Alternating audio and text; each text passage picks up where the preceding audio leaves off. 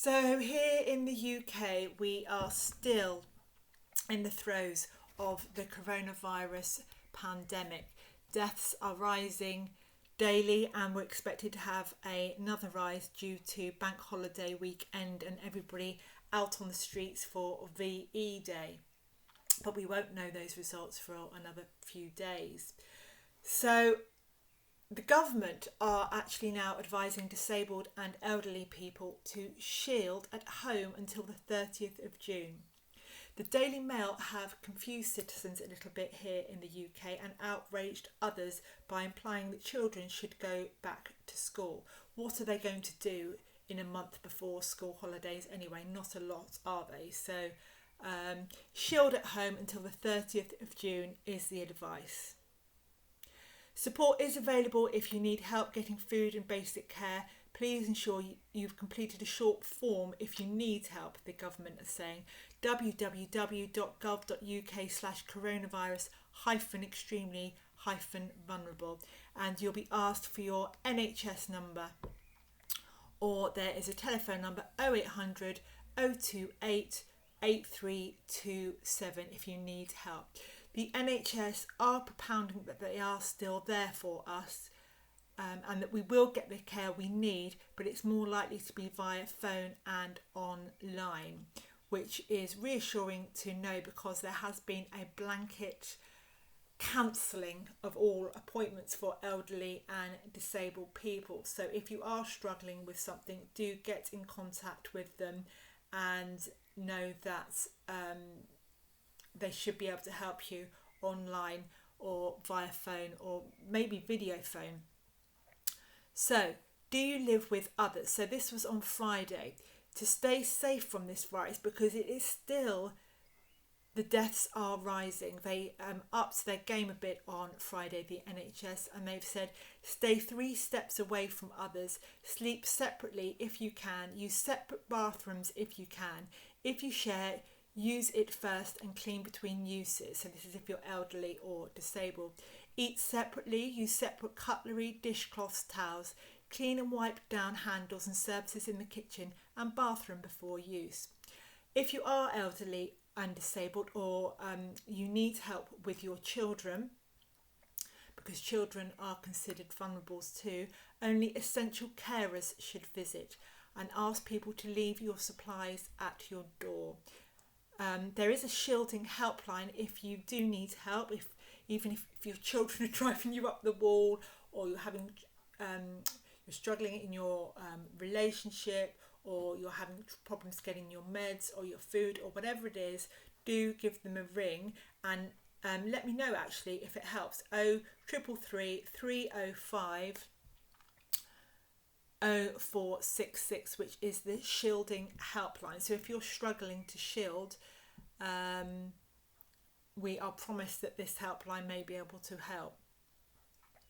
So we are reminded about repeat prescription services, and you can order via the NHS app or your GP's online services, www.nhs.uk/health-at-home.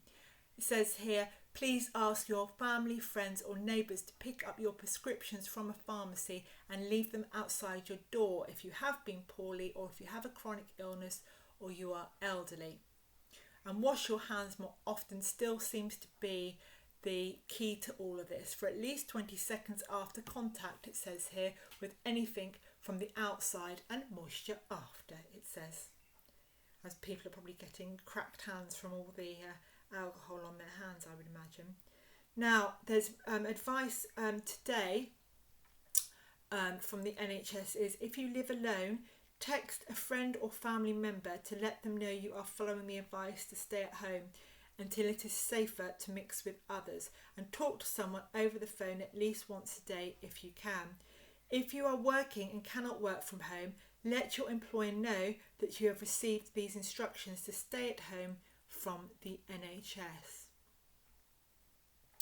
If you get coronavirus symptoms such as a high temperature or a persistent cough, they still seem to be referring people to this 111 online service. which concerns me, because if you're very unwell, you want to speak to a health professional, don't you? You don't want to just read a load of stuff on the internet. But this is probably just to sort of stall and delay help. But I know Mark's sister has had coronavirus, and she wishes she'd gone into hospital a couple of days before. So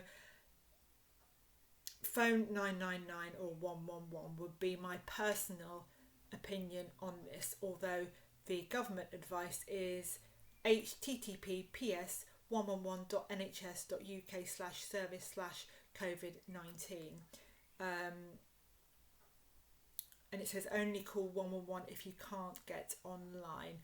I would be inclined, if I had symptoms, I would phone 111 or 999, because it's serious. It is life-threatening, and that's just my personal opinion on that. But you know, in case you do not need to go, in case you need to go into hospital during the coming weeks, get a single bag ready with your key health information and essentials for an overnight stay. That's not a bad advice, actually. I, for one, I'm not going out. I'm not letting my partner out either. I, for one, have actually written a list of all my meds and what they're for and how they help me and who my various consultants are things are. And it actually gives me great reassurance to know that I've done that, and that's on a piece of paper in my filing cabinet. So anyway, so I just wanted to let people know that we are still in the throes of this illness, and we'll get it together. But let's understand, contrary to the Daily Mail headlines this morning, which have confused people, outraged people, made people question, oh, are we okay now then? That no, we're not. We're still in the throes of this illness. So please don't be confused, and still stay alert.